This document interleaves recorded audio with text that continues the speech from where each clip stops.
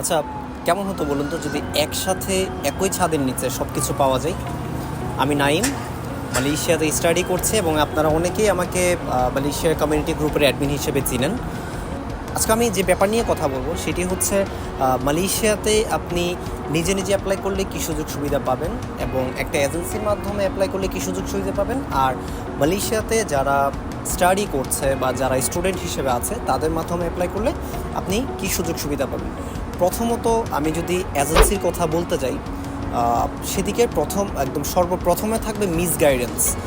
বাংলাদেশে যেসব এজেন্সি আছে তারা ম্যাক্সিমাম তাদের অনেকেই মালয়েশিয়াতে আসে নাই কখনো, অনেকে মালয়েশিয়াতে আসছে, মালয়েশিয়াতে পড়াশোনা করে তারা দেশে চলে গেছে, বাট বাংলাদেশে বসে থেকে তারা মিসগাইডেন্স করছে বা মিসগাইড করছে আপনাদেরকে।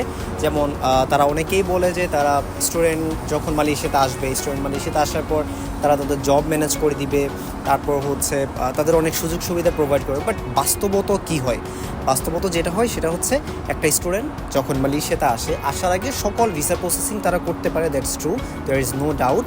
বাট আসার পরবর্তীতে যে প্রবলেমটা হয় সেটা হচ্ছে একটা স্টুডেন্ট যখন আসবে তখন মালয়েশিয়ান যে এয়ারপোর্ট আছে, এয়ারপোর্ট থেকে পিক আপ করা, তারপর হচ্ছে তার বাসা ম্যানেজ করে দেওয়া, এরপর হচ্ছে স্টুডেন্টরা যখন এখানে আসবে তার মেডিকেল করা, তার রেজিস্ট্রেশন করা, এই সবগুলো ব্যাপারে আপনি কখনোই কোনো এজেন্সির হেল্প পাবেন না। হাতে গোনা কিছু এজেন্সি আছে যারা হচ্ছে মালয়েশিয়ান বেসড, অর্থাৎ তাদের টিমের কেউ একজন বা তারা নিজেরা কেউ মালয়েশিয়াতে পড়াশোনা করছে। তো এমন এজেন্সি আসলে পাওয়াটা খুবই রেয়ার। তো আমি বলবো যদি এমন এজেন্সি না পান তাহলে কখনোই আপনি এজেন্সির মাধ্যমে অ্যাপ্লাই করবেন না। অনেক এজেন্সি বলে জব ম্যানেজ করে দেবে, বাট বস্তুত তারা কখনোই আপনাকে জব ম্যানেজ করে দিতে পারবে না। যেখানে আমরা মালয়েশিয়াতে স্টুডেন্টরা থেকে আমরা জব ম্যানেজ করতে আমাদের দায় ফেটে যাই, সেখানে এজেন্সি কীভাবে আপনাকে জব ম্যানেজ করে দিবে।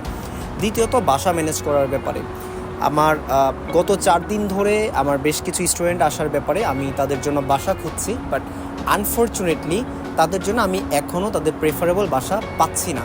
তো চিন্তা করুন, যেখানে আমরা মালয়েশিয়াতে যারা আছি তারা রাস্তায় হেঁটে হেঁটে আমরা বাসা খুঁজছি, আমরা বাসা পাচ্ছি না, সেখানে একটা এজেন্সি বাংলাদেশে বসে থেকে কীভাবে আপনার প্রেফারেবল বাসা খুঁজে দিবে। তৃতীয়ত টাকা পয়সা আনানোর যে ব্যাপারটা বা আপনি ইউনিভার্সিটিতে পেমেন্টের যে ব্যাপারটা, সেক্ষেত্রে এজেন্সিরা কী করে, ম্যাক্সিমাম সময় তারা হচ্ছে হুন্ডির যে রেট ওই রেটটা বাড়িয়ে রাখে, যেহেতু আপনাদের এই ব্যাপারে কোনো আইডিয়া থাকে না। সো ডেফিনেটলি তারা আপনাদের থেকে বাড়িয়ে নিতে পারে। এখন দ্বিতীয়ত মালয়েশিয়াতে আপনি নিজে নিজে অ্যাপ্লাই করলে আপনি কি কি সুযোগ সুবিধা পাবেন।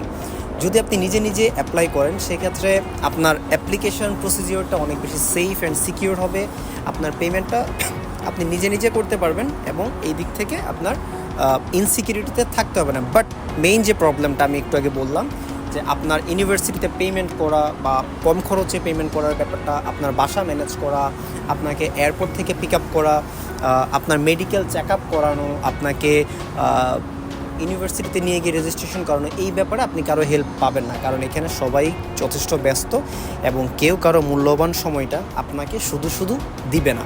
তো এই দিক থেকে এই সবগুলো কাজ আপনাকে একা একাই করতে হবে। তো এই ব্যাপারটা আসলে অনেক বেশি একটু হ্যাসেলের হয়ে যায়, কারণ হচ্ছে আপনি যখন আপনি নতুনভাবে যখন মালয়েশিয়াতে আসবেন, আপনি মালয়েশিয়ার জন্য তখন একজন নিউবর্ন বেবি। তো একটা নিউবর্ন বেবি সে কখনো জানে না যে সে কী করবে না করবে বা কোন দিকে যেতে হবে। এই দিক থেকে সবাই আপনাকে সবসময় হেল্পও করবে না, যেটা আমি আপনাকে একটু আগে বললাম। তো এই সুযোগ সুবিধাগুলো আপনি যদি নিজে নিজে অ্যাপ্লাই করেন সেক্ষেত্রে আপনি কারো থেকে পাবেন না। বাট আমি আপনাকে প্রেফার করব যে মালয়েশিয়াতে আমাদের মতো আছে এরকম ট্রাস্টেড কাউকে দিয়ে অ্যাপ্লাই করেন, সো দ্যাট আপনার অ্যাপ্লিকেশনটা অনেক স্মুথ হবে, আপনি অনেকগুলো সুযোগ সুবিধা পাবেন। যেমন যদি আমার থ্রুতে আপনি অ্যাপ্লাই করেন তাহলে কী কী সুযোগ সুবিধা পাবেন। আপনাকে এয়ারপোর্ট থেকে পিক আপ করা, এটা কমপ্লিটলি আমার দায়িত্ব বা আমার টিমের দায়িত্ব। আমি না থাকলেও আমার টিমের যে কোনো কেউ একজন আপনাকে এয়ারপোর্ট থেকে পিক আপ করবে। দ্বিতীয়ত আপনার বাসা ম্যানেজ করে দেওয়া, আপনার বাজেট অনুযায়ী আপনার প্রেফারেবল বাসা ম্যানেজ করে দেওয়াটা আমার বা আমার টিমের দায়িত্ব।